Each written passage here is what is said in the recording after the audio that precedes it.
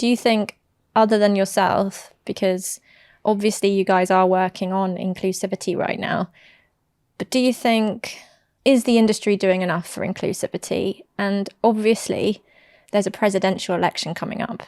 If you could have a conversation with whoever that next president is, what do you think they should be doing? Or what advice do you think you would give them for the future, especially with young people and small communities, or those that are underrepresented, without them getting left behind, for example? If I take like the investment that big companies are putting to make machines intelligent versus the investment that governments put to make people intelligent, it's kind of lopsided. If you think about the power it takes, the energy it takes for these machines, and the gap that we still have with communities that just don't have power, it's lopsided.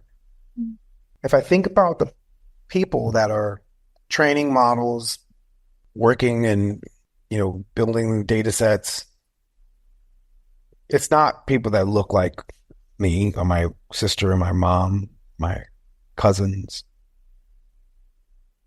And so that needs to change, because if we're trying to fight algorithmic biases, you got to have folks from all different walks of life writing the algorithms or training data.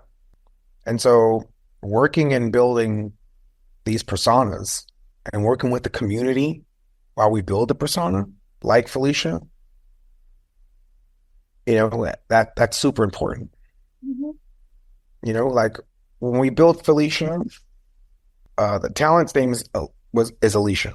We work with folks in the community, and our whole premise is to have it inclusive from the jump, and not just like imagine if it's 1924. In 1924, there was somebody that was in New Orleans or the South, and they played the guitar pretty well. And somebody came around with a record recording device, and said, "Hey, we want to record you." That person was like, "What do you mean record? I have no, what's recording?" That thing you play that guitar, right? "Yeah, I've been playing this guitar." "Okay, I want you to play it. I'm going to record you." Imagine, he had no clue what it was. He had no clue that you could record it and play it later. Those folks got screwed because they weren't a part of the deal making.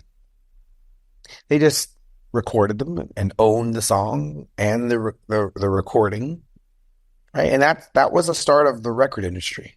People were not educated on the recording process. Mm-hmm. And these tech companies benefited from it by the ignorance of not ignorance in a it's not their fault. They just were not a part of the conversation. They were part of the conversation as far as the extract, mm-hmm. not a part of the business development conversation. And some version of that is happening now when it comes to AI and the voices that you hear when the AI is speaking. The folks that recorded those voices, that it's cloning, I don't want to be a part of that. I don't want any part of I want the folks that we work with to be a part of our mission. I want to educate folks from the community that reflects communities. I want to educate folks from the communities that reflect the community that I come from. Those types of conditions to be up to speed as much as we could bring them up to speed and participate in our success and feel like they're a part of, because they are, this new renaissance.